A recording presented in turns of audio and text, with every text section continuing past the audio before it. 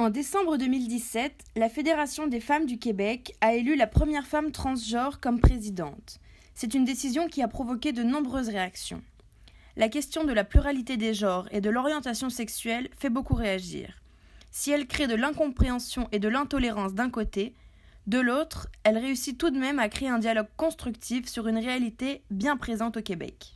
Lors de la Semaine de la diversité sexuelle et du genre, organisée par l'Université Laval du 25 au 31 mars 2019, de nombreuses conférences ont été données.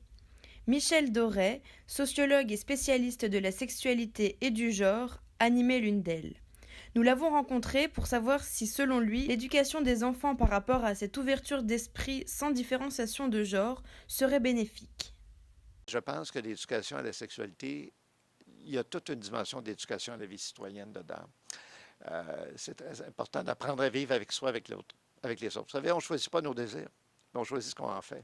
Et il y a des parents, par exemple, qui disent « Je ne veux pas qu'on parle des réalités LGBT. » Et quand on parle de ça, je veux que mon enfant sorte de la classe. Alors, on fait quoi? Non, tous les enfants ont droit à la même éducation. L'école ne peut pas répercuter les préjugés des parents. L'école doit dire aux parents, on a des valeurs, on a des chartes, on a des lois au Québec. L'école est un apprentissage de la vie citoyenne, on applique ça. Vous voulez changer les lois et les chartes, monsieur, madame? Présentez-vous en politique.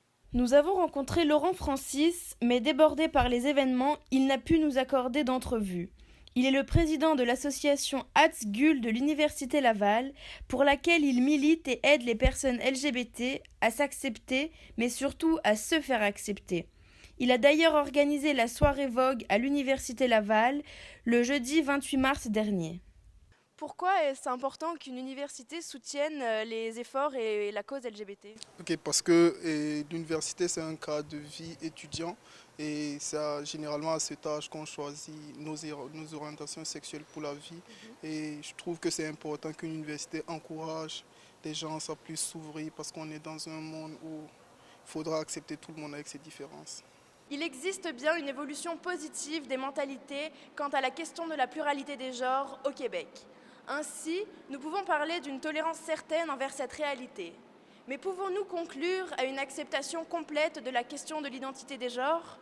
C'était un reportage signé Clémentine Potier-Pouessel pour l'Exemplaire à Québec.